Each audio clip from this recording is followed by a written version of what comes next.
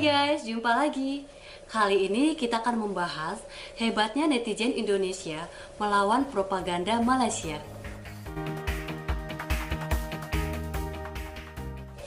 Isu bahasa Melayu dan bahasa Indonesia sekali lagi menunjukkan kehebatan netizen kita.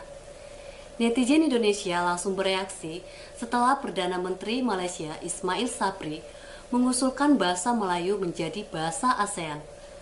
Ia juga mengklaim bahwa Presiden Jokowi sudah mendukungnya.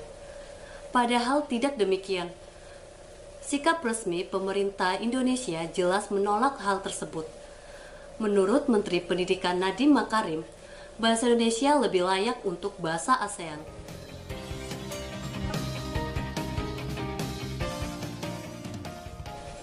Lalu, apa sebenarnya peran netizen Indonesia?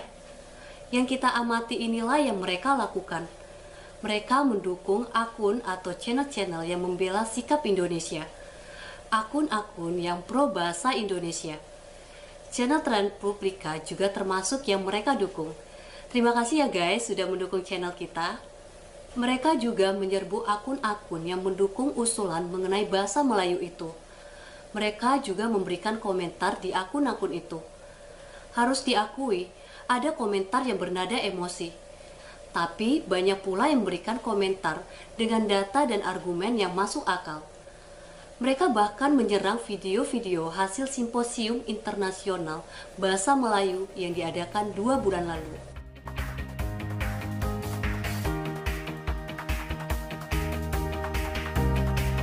Menurut kami, secara umum, sikap netizen kita amat positif. Patut kita acungi jempol. Nasionalismenya sangat tinggi. Wajar jika ada yang sedikit emosi. Tapi inilah era digital. Zaman sosial media sekarang, masyarakat, pemerintah, dan negara perlu siap dengan zaman yang telah berubah. Konten dan komentar di media sosial harus dipahami sebagai proses dialog dan juga proses diskusi. Para netizen Indonesia telah mengekspresikan sikap dan pandangannya.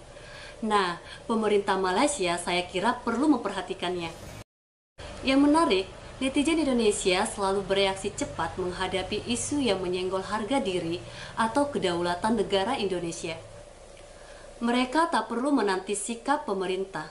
Mungkin netizen maklum, pemimpin kita juga sibuk dengan banyak urusan lain. Misalnya urusan G20, inflasi, dan ancaman krisis pangan dunia, dan lain-lain. Artinya, urusan bahasa Indonesia bukanlah prioritas bagi pemerintah Indonesia. Dan hal ini tidak masalah. Netizen bisa mengambil peran untuk bersikap tegas dan jelas.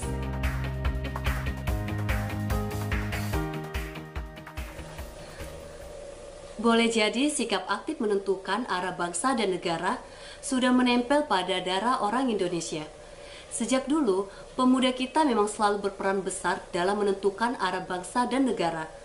Lihatlah yang terjadi pada zaman Sumpah Pemuda, proklamasi kemerdekaan, perjuangan mempertahankan kemerdekaan, juga pada saat reformasi politik. Para pemuda selalu berperan besar.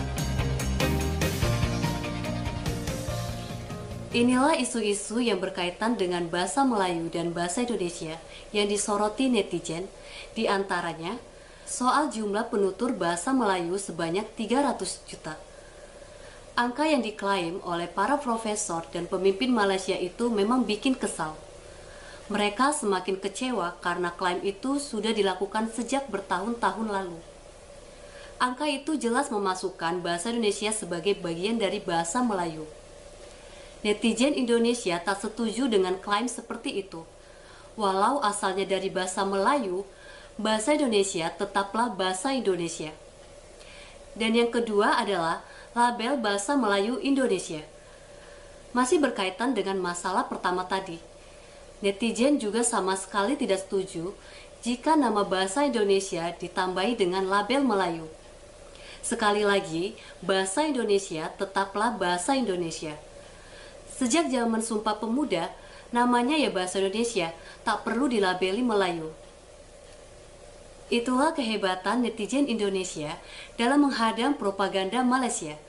Nah, sekarang terserah pemerintah Malaysianya mau merubah sikap atau tidak, mau mengubah konsep atau tidak. Kalau tidak, ya selamanya netizen Indonesia akan bereaksi jika pemimpin Malaysia menyenggol soal keindonesiaan atau memaksakan konsep yang bertentangan dengan konsep negara Indonesia. Semoga ulasan ini juga berguna bagi netizen Malaysia.